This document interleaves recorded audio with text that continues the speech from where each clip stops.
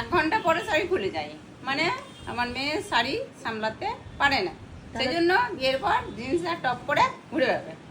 এটাই ভাবছো তো যে ব্যাপারটা কি? ভিডিওটা শেষ পর্যন্ত দেখো, বুঝতে পারবে।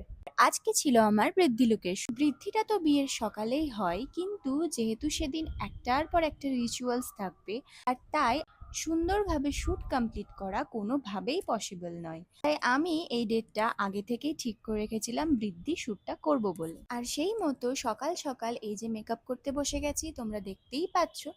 আর আমি আমার মেকআপ অ্যান্ড হেয়ারটা নিজেই করেছিলাম। হেয়ার বলতে আর কিছুই না, ওই তো আগের দিন রাত্রে চুলগুলো ভালোভাবে বিনুনি করে রেখেছিলাম, আর ওটাই এখন খুলে দেব। আর এভাবে চুলটা বেঁধে রাখলে বেশ ভালোই একটা ভলিউম প্রোভাইড করে। আর then step by step makeup করছিলাম।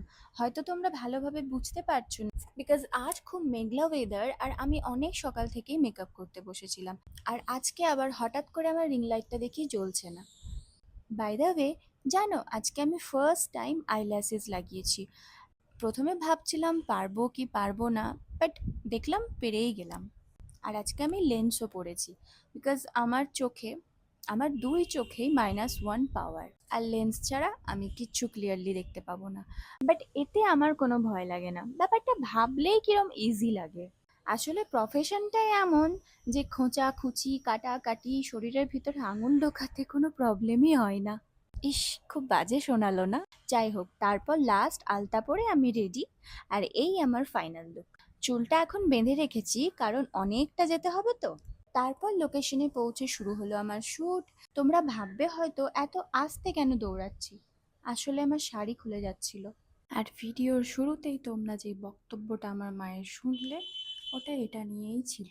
আর এটা সত্যি, আমি শাড়ি ক্যারি করতে পারি না।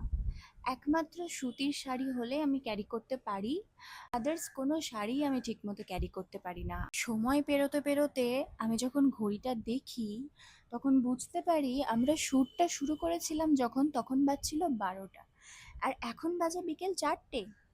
আমার এনার্জি তো টোটালি শেষ। বাট আমার ফটোগ্রাফার দাদা বলে আরও ফটো তুলবো, আর আমি বি লাইক, দাদা ছেড়ে দাও, বাড়ি যাব, খিদে পেয়েছে। ব্রাইডের মন ভরে গেছে, কিন্তু দাদাদের মন ভরছে না। তাই দাদা আবার আমাদেরকে আর একটা লোকেশনে নিয়ে এলো, আর সেখানে কিছু ফটো তুলে আমি দাদাদের বলি দয়া করে আমারে ছেড়ে দাও, নইলে আমি এখানে শুয়ে পড়বো। আর এই দেখো আমার অবস্থা, ইচ্ছে করছিল ওইখানেই শাড়ি টাড়ি খুলে ফেলে আমি জাস্ট হাত পা ছড়িয়ে শুয়ে পড়ি। উফ, আমি নাকি কারোর বাড়ির বউ হব, ভাবতে পারছো?